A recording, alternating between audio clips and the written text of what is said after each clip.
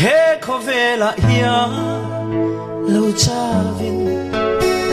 Be dong chin ma ila Nang kakianga i kasya Kahoy kirle to lo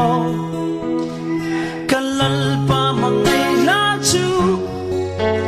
Ring mi tan hian al luchuang She ompo tuar donila Engkim mituni se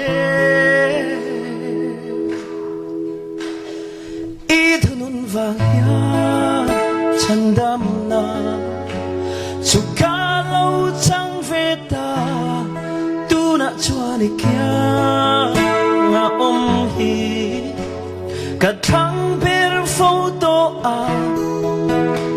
Kalal pa mangay na chu Sing mi tan hian al luchuang She ompo tuar donila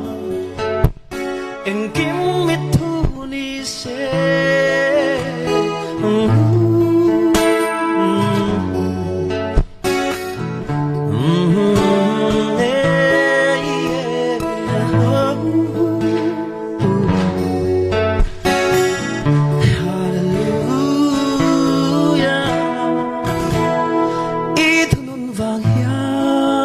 Chandam na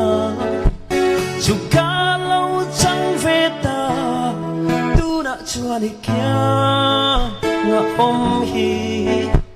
Kathang bir photo Kalal pa mangay na chu Sing mi tan hian al luchuang She ompo tuar donila Engkim